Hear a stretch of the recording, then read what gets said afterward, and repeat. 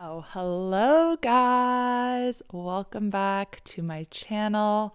Or maybe you're just listening to the audio recording, which I assume I'm going to put on Spotify and other podcast platforms, but who knows? I am totally just winging this right now. So let's take a step back. I'm going to be trying out doing some podcast style videos. Oh, can you tell I'm nervous? And we're kicking things off today with a bit of a get to know me. Who is Health Coach Kait? I haven't done a video like this for a while. I think probably like 4 or 5 years ago, I might have done a video, or I definitely did do a video about my health and fitness journey. But obviously that was several years ago. So I wanted to do a bit of an update to that. And I wanted to make it a bit more casual. If you're familiar with my YouTube videos, I always plan those. I have a script. I sit down. I don't want to say they're highly edited because they're not. They're just kind of cropped up. I feel like I've gotten kind of comfortable with that format. I want to push myself out of my comfort zone and get a little bit better at speaking on the fly, if that makes sense.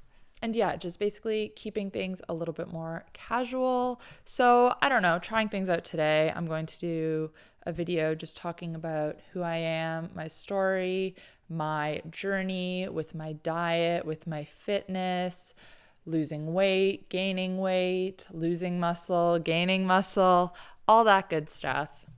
I do have a few notes on my phone just to kind of keep me on track because I feel like I don't really have a story, if you will, that is very linear, if that makes sense. And there's just moving parts. Like it wasn't as simple as I was overweight, I made a change, I lost weight, this is what I do.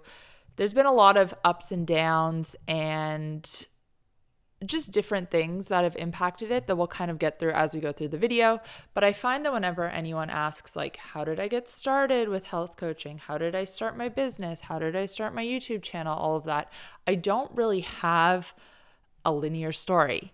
It's a bit hard to explain. But anyways, I do have a few notes just to make sure that I kind of hit on everything, because I'm sure as I'm going through this, I am definitely going to miss something and then be like, oh yeah, and then there was this huge other part that I just haven't touched on at all. But I guess we'll get into it. Let me know down below if you like this style of video. Obviously, this is going to be a pretty personal one about my life specifically, but I wanted to just give you guys a little bit of a background on where I'm coming from. Going forward, I think my next video, I got some questions and I'll answer that as like a Q&A. I might even film that today. We'll see how I feel after this and how long this goes. But then obviously going forward beyond that, I'm going to be doing more informational videos. Obviously, I focus a lot on insulin resistance on my channel, blood sugar management, that sort of thing. So I'm thinking doing videos that relate to all of that and just doing them a little bit more podcast style, a little bit more. I don't really know what I'm doing. Can you tell? I'm just winging this and we'll see how it goes. So anyways, if you guys aren't familiar with me, if this is your first time stopping by the channel, by the podcast, my name is Kait. I guess my full first name is Caitlin. And so you guys can probably hear my voice. You can hear that I sound like I am from somewhere in North America. And you would be right. I am originally from Canada, but I am actually also Australian as of last year. I've been living in Australia for, I think it'll be 9 years at the end of this year, at the end of 2024. But I very much still sound Canadian. I feel like the only times that I kind of sound Australian, while there's certain words that are pronounced differently, massage is the first one that comes to mind. Previously, I would have said massage, but I feel like being here, now I've just started saying massage. Things like keen, reckon, those are words that have entered my vocabulary. But other than that, I feel like I don't sound Australian. You guys can let me know in the comments down below. So I grew up in Toronto, or the suburbs of Toronto, if you will. Not right downtown or anything like that, but very much big city, busy, all of that stuff.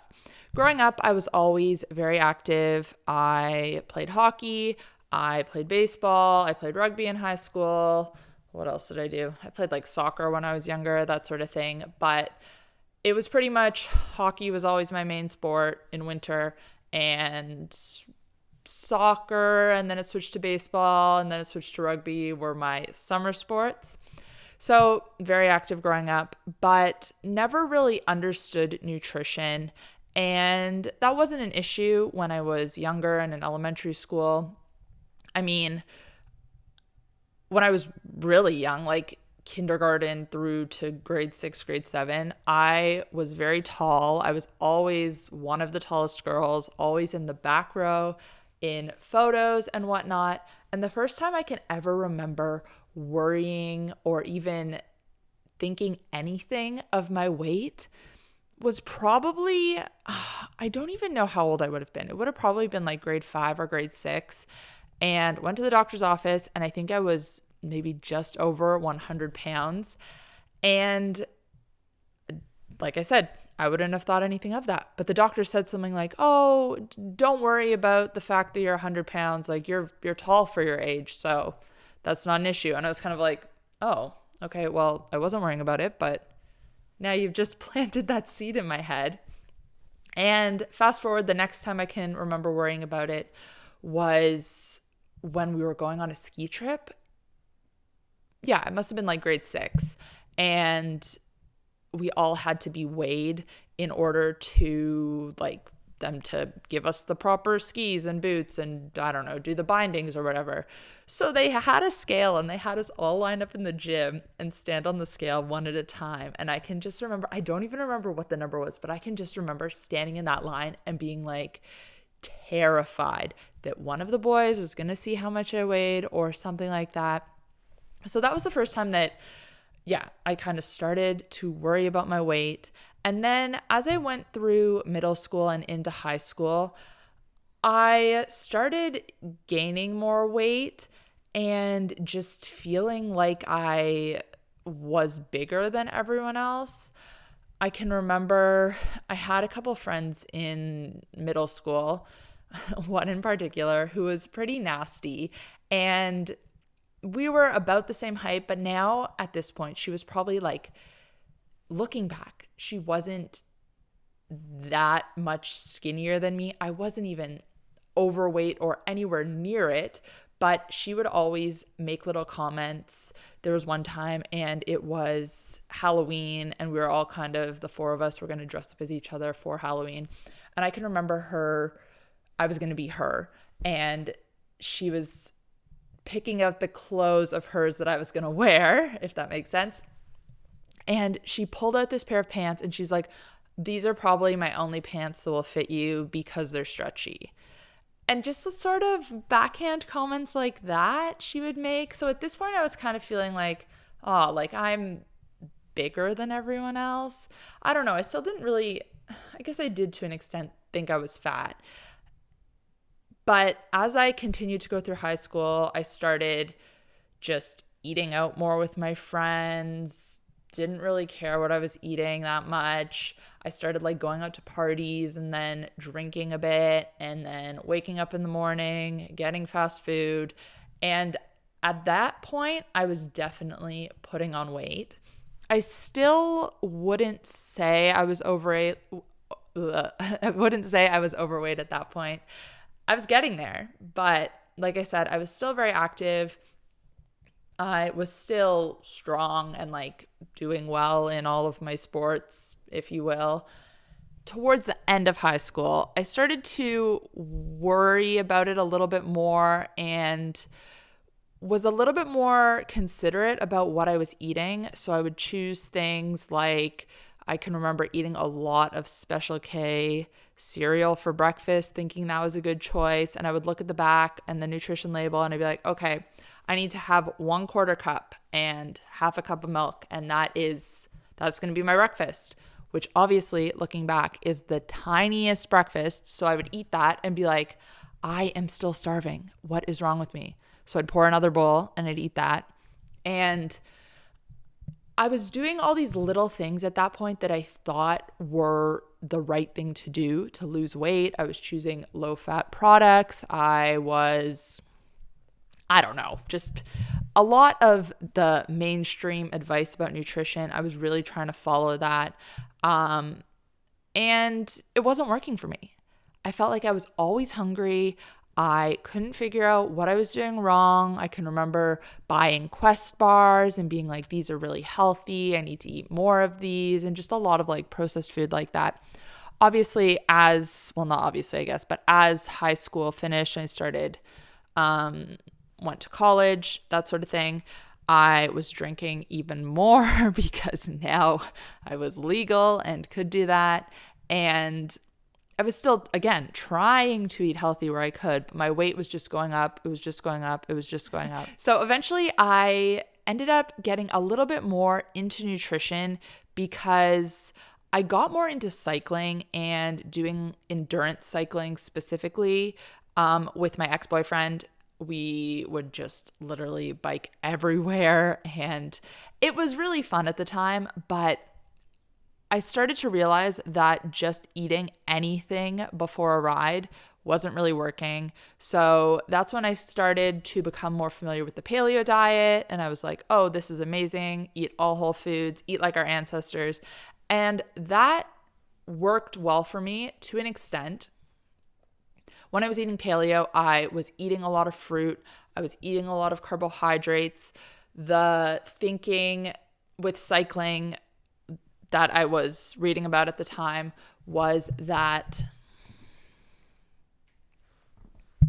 at the time, what I thought was the best way to eat for cycling was to carb load, eat a lot of carbs beforehand. If we were doing like a really long bike ride, we would have to stop every hour and a half and make sure we were getting more carbs in, and it was all carbs, carbs, carbs. And at that point, I was a little bit like, this doesn't seem like the best way. Like, if we did a 100-kilometer bike ride, I felt like it was just silly to have to stop every hour and a half and eat.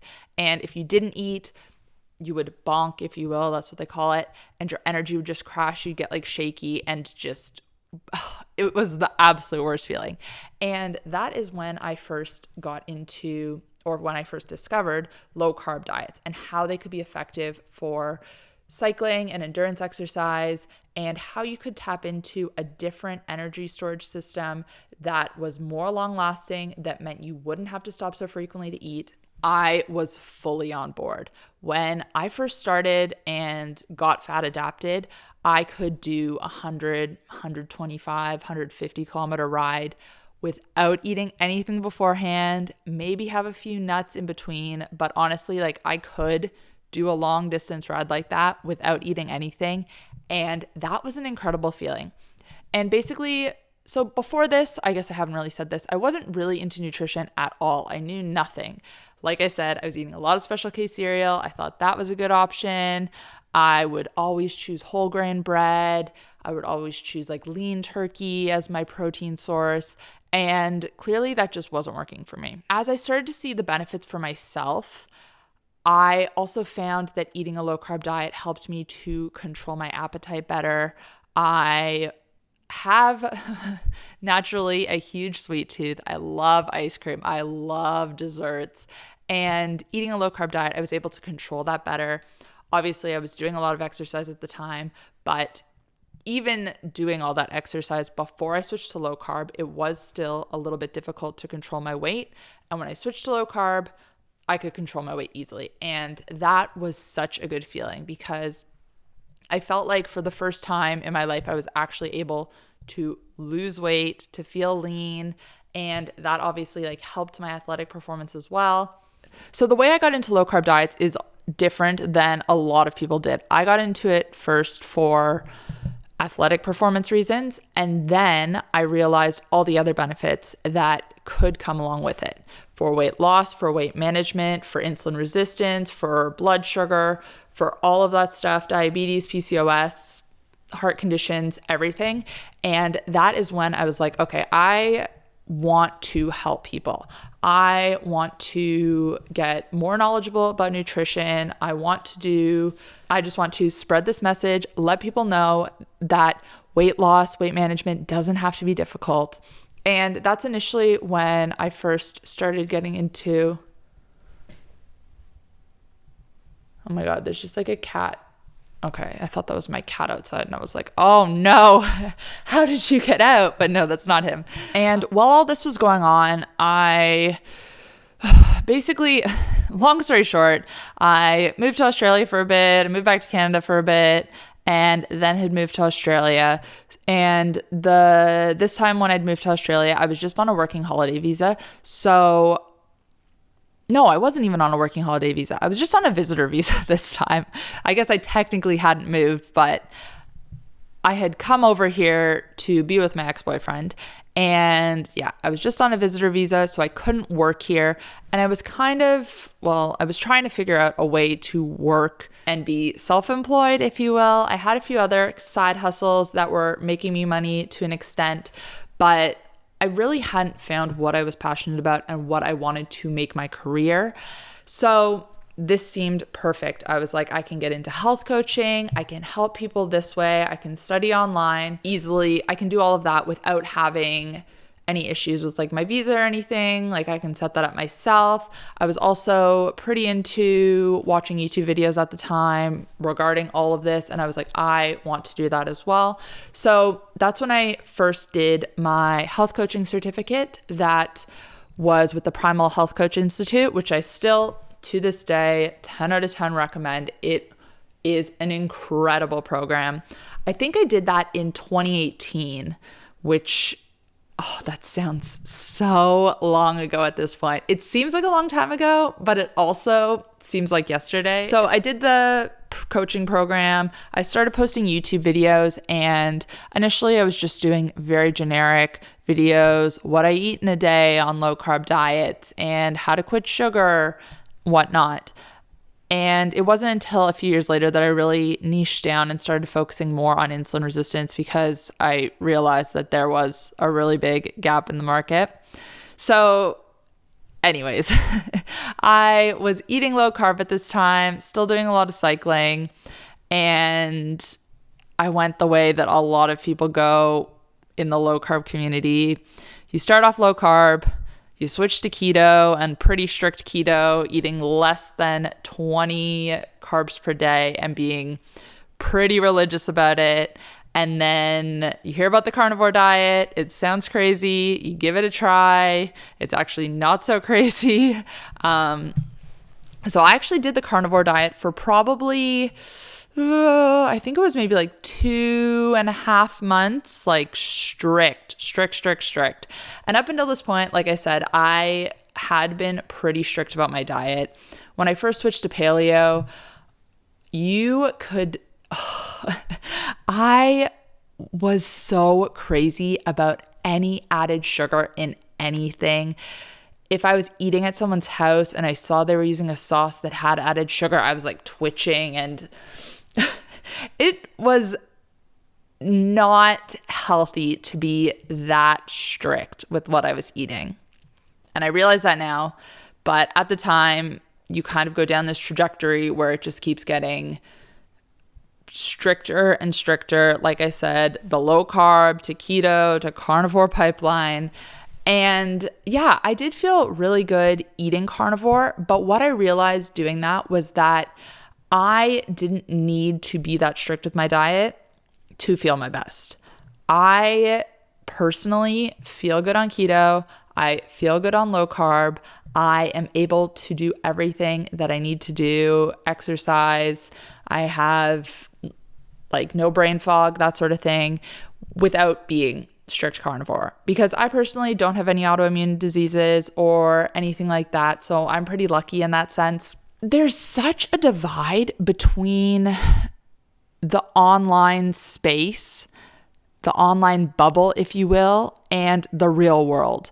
To this day, I still get comments from people if I post anything about how to make, well, I guess I'm skipping ahead of myself. Okay, I won't get into that yet. But I realized at that time that not everyone needs to be strict about their diet in the way that other people do, and that the general population, most people, can benefit from either just being low carb or even being smart about their carbs. So by that, I mean minimizing them to an extent.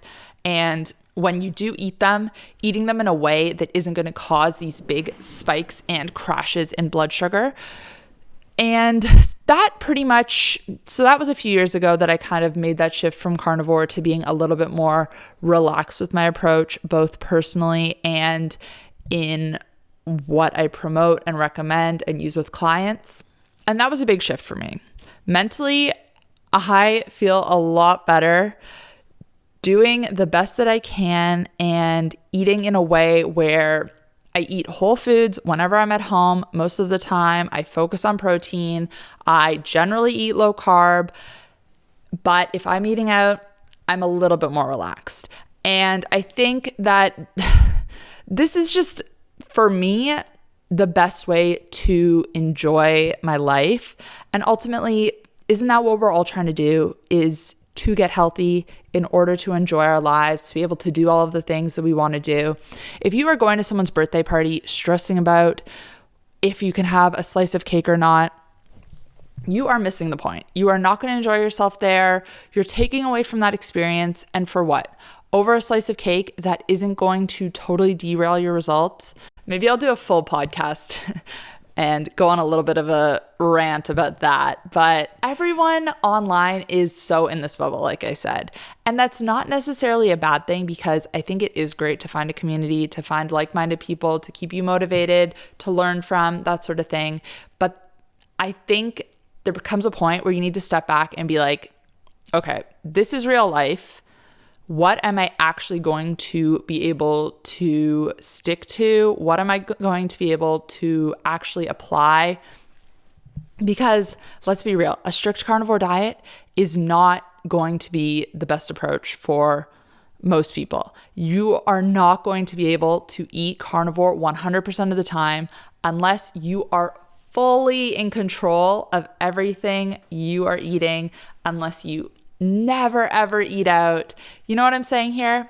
So anyways, I got a little bit off track about my own journey. I guess now we're probably getting into, this must be like just before COVID. Okay. So yeah, just before COVID, I was on YouTube, I was on social media, doing a lot of infographics on Instagram that were really resonating with people, just talking about low carb diets, about keto, about carnivore. Because, okay, don't get me wrong, I do think keto and carnivore extremely effective, and they can be effective as short-term strategies or as long-term strategies if you're able to stick to them, and if that level of strictness is necessary for you. So I still do obviously promote keto. I still do promote carnivore, but personally, I do not eat, I guess I eat a targeted keto diet. I'll get to that in a second. I do target carbs around exercise now. I don't eat carnivore. I am very meat focused, protein focused with my meals, but for myself, and I think for the vast majority of the general public, being that strict, not necessary. So anyways, at this point, I started actually getting back into hockey, or ice hockey. And I had played all growing up, kind of lost my passion for it in high school, just because I was more focused on hanging out with my friends, doing that sort of thing. I didn't want to be training like 4 or 5 times a week. I didn't want to be getting up for 7 a.m. training every Saturday. So I lost my passion for it. And also, you can't really go anywhere after high school with hockey unless you're getting a scholarship to a university or something like that.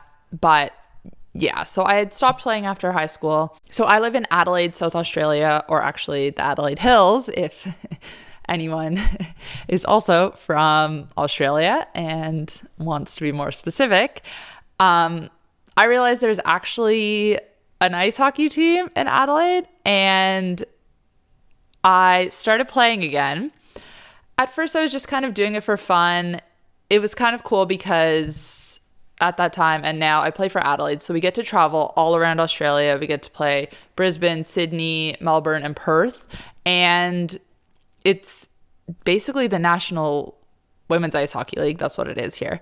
And that is just something that I would have never been good enough to do in Canada, because obviously it's ice hockey in Australia. So the bar is a lot lower, but honestly, it is pretty competitive. And so that has been a nice ego boost the last few years.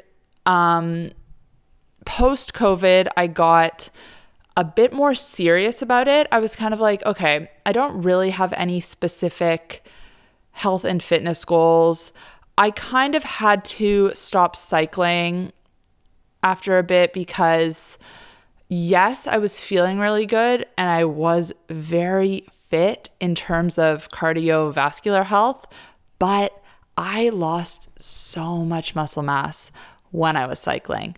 And I also, this is one of those parts where I'm going to have to take a step back because I missed a whole chunk of this. I was on birth control for a lot of years, the birth control pill, and I was on it originally for really, really severe period cramps. I am talking every month when I would get my period, I would have to take at least one day off school or work because it was that unbearable. And it was also, sorry, this might be TMI, but it was so heavy. Like okay, this is definitely TMI, but I could not even sit through one class in high school without having to go to the bathroom to change my pad or my tampon. It was that heavy. And that was so hard to deal with because obviously, what am I going to do? Go to the bathroom twice during every class throughout the day?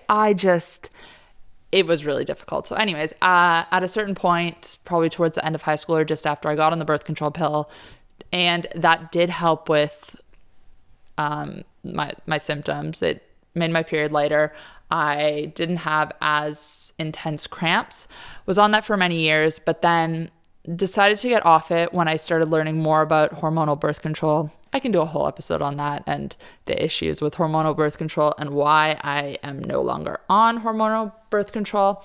But yeah, I stopped taking that. And when I stopped taking that, I didn't get my period for, oh my God, this was a while ago now. I'm having, how long? Probably at least a year, maybe 2 years.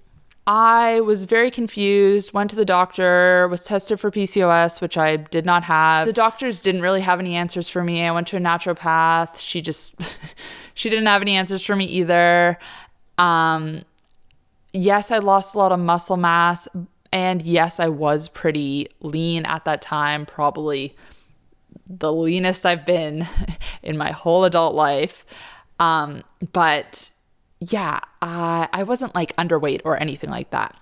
But I thought that maybe the cause could be me over-exercising. So I took a huge step back from my cycling. I stopped basically completely, which was so difficult to deal with mentally because it had been such a big part of my life for so many years. But obviously, if you don't have your period, well, maybe not obviously, but if you don't have your period, that is a pretty big red flag that something is wrong with your health. I guess I was saying I had stopped cycling. I started playing ice hockey, and I guess I should go back to what happened with my period. And what did happen? Now I'm like, I can't even, I mean, I can remember. I stopped cycling. That didn't help for many, many months. Eventually, I did get my period back, and I'm pretty sure I got it back when I was eating carnivore. And when I got it back, it was a lot lighter than it had been when before hormonal birth control. Didn't last as many days, and I basically had no cramps. And I think a large part of that was because I was eating a lot more red meat. I am almost certain that I would have been low in iron growing up and pre birth control pill. So I think actually getting enough quality bioavailable iron really helped. I think iodine, supplementing that also helped because I didn't eat a lot of or any seafood growing up. I was a bit picky about it.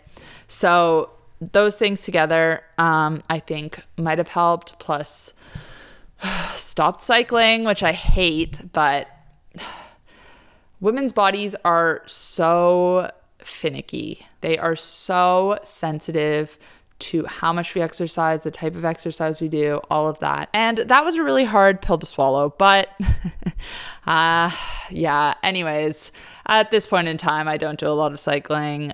One, because it wasn't great for my health, but two, I also don't have enough time to be doing as much cycling as I was doing at that time. Anyways, all of that is to say, that's kind of my journey with my period. If you want me to do a full episode on that, and like the hormonal birth control, that sort of thing, let me know in the comments down below because I can definitely do that. I have a lot to say about that. And yeah, so at this point in time, I started playing ice hockey again and I was still eating very low carb. I was still pretty like die hard. You don't need carbohydrates, which you don't. You don't need carbohydrates. But I realized pretty quickly that if I wanted to perform my best at hockey, I needed carbs. Didn't need, but they helped significantly. And that is because they are a quick energy source, right? So when you're playing ice hockey or any sport that's high intensity, you need that quick energy. When you're just living day to day, and if you're not exercising, if you're sedentary, even if you're exercising a little bit, you don't need that quick energy. And that is why low carb diets, high fat diets are so beneficial for so many people. But now I was in a position where carbs could benefit me. So basically I started experimenting with targeting carbs around my workout, before, after, that sort of thing, and found that that helped a lot. And that's kind of the approach that I have done to this day. So I still incorporate some level of intermittent fasting as well. I usually fast at least 12 hours a day. Sometimes it gets to 16 hours. It just kind of depends on what my morning's looking like or what time I finish eating in the evening. But basically at this point in time, I eat a targeted keto diet. So low carb if I'm not exercising, some carbs before exercise, some carbs after exercise if I have to replenish my glycogen stores in like a short time period, like if I have 2 training sessions in a day, that sort of thing. There was a couple of years where I didn't play hockey because COVID happened, couldn't travel, that sort of thing. But after that, the first season back, I was like, I really want to commit to this. This is why I went on this tangent. Post-COVID, I was like, I want to commit to actually getting better at hockey. Because growing up, it was kind of like my dad wanted me to play. He would sign me up for all these training sessions and stuff. And I would try, but I was really going through the motions and not that focused on actually getting better. So at this point, I was like, okay, I really want to commit to this. I want to try to be my best. I want to do well this season. And I really, really tried. Let me tell you. And this has been one of the most rewarding things the last couple of years is my journey with hockey, because it really, really paid off. The first year after COVID, I think I did all right. Our team didn't do very well in general. First year back, that sort of thing. But then last year was my second year back, and I actually ended up being the top point scorer on our team. And I think I was probably in the top 10, maybe not, at least in the top 20 in the league as well, which was huge. I don't even know how that happened. I'm not the most skilled player by any means, but I am a hard worker. My endurance is good because of all the cycling I used to do. So I can go for long periods of time and keep that intensity up. So that is where I really shine, is just through hard work and intensity and consistency. And somehow that translated into a lot of scrappy goals, rebounds around the net last year. And yeah, that was really rewarding. So the last 2 seasons have been huge for me. Really, really happy with how I've been playing. This has a point to it as well. So then last year, I actually ended up getting my Australian citizenship as well. And with that, I was able to try out for the Australian national ice hockey team, which at first I didn't know too much about it. And I was like, oh, like I can make it. Like I'm good enough. I quickly realized that it actually is very serious and the players on the team are very good. There's a lot of people who are Australian, have their citizenship, and live overseas. They're at university in the States. They're playing in like European countries, that sort of thing. So there's a lot of players overseas who come back and play for the Australian team for the World Championships. So initially, I think I like expressed my interest, and there was a selection camp. Everyone else who expressed their interest on my Adelaide team got invited to this camp, and I did not. And I was a bit taken back. That was, honestly, I was pretty upset about it because I was like, okay, I don't know. It was a bit of an ego hit. And I can remember I even emailed the manager. I'm like, hey, like, just double checking that, like, I didn't miss an email or something. And she's like, nope, you didn't miss an email. Like, keep working on your skills. And I'm like, oh, okay. But anyways, a couple of people ended up dropping out of the selection camp, and then our season started in the Australian Women's League. I had something to prove at this point. So this would have been like October last year, season started. Like I said, I tried really, really hard, and I ended up getting invited to the camp. They said a spot opened up. And at first I was a little bit bitter. I'm like, okay, like, no, I am not going to go. But then I'm like, oh, I have to. Like I need to go.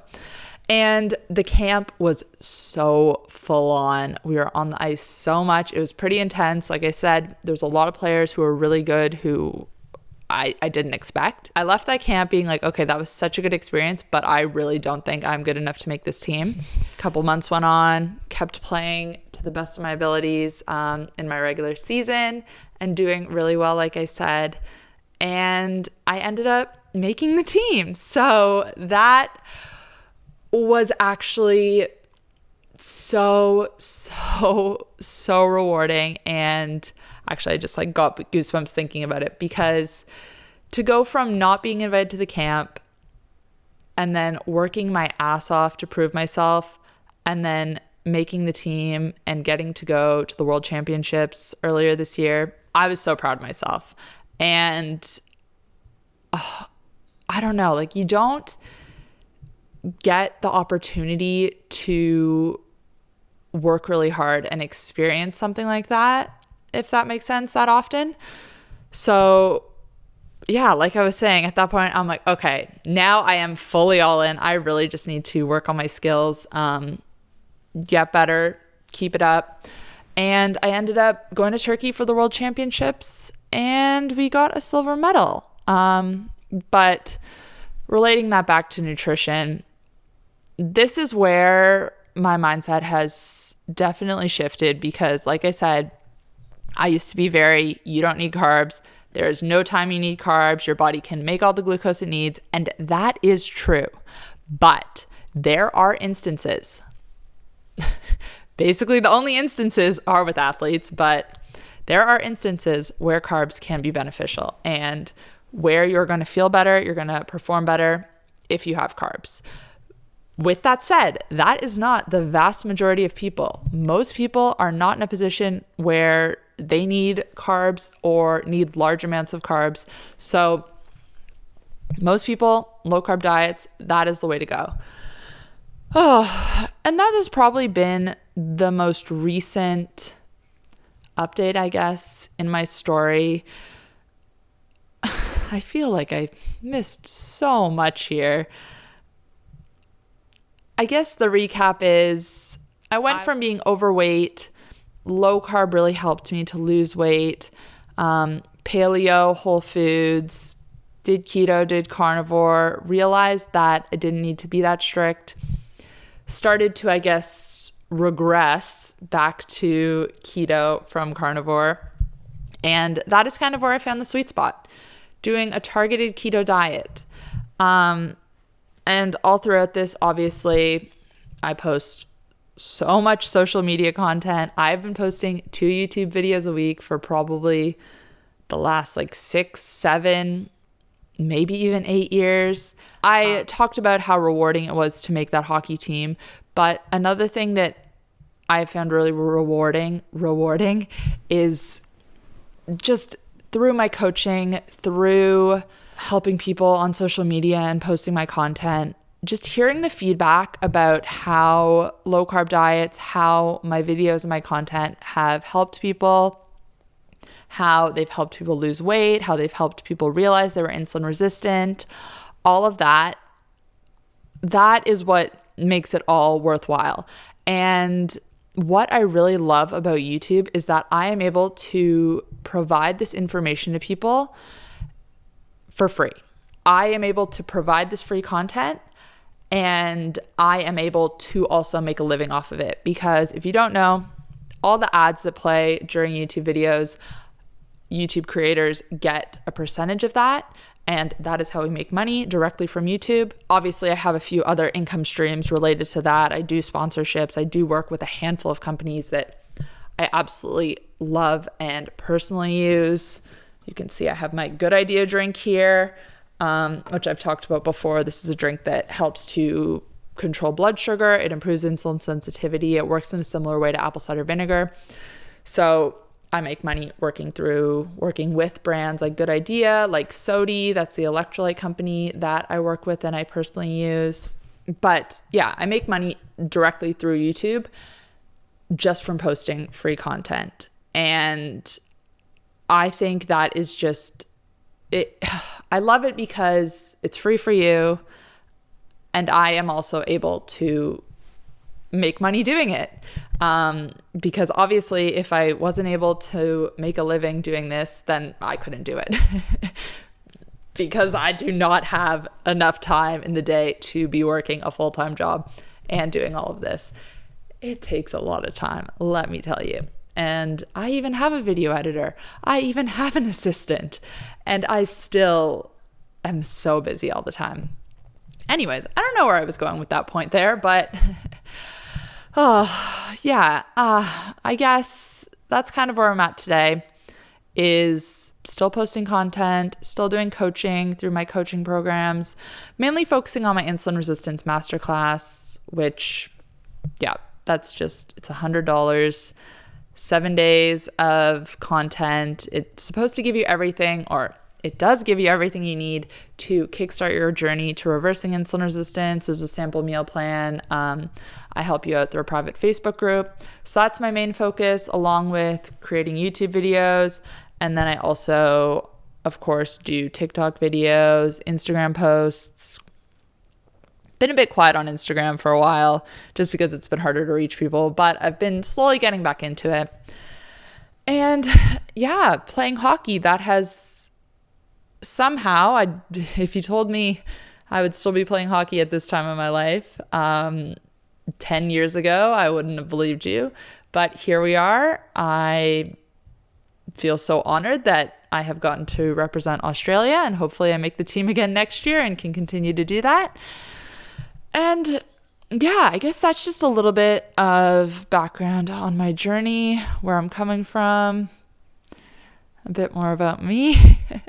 And I guess, I don't even know how long I've been talking, but I guess I'll wrap this up here.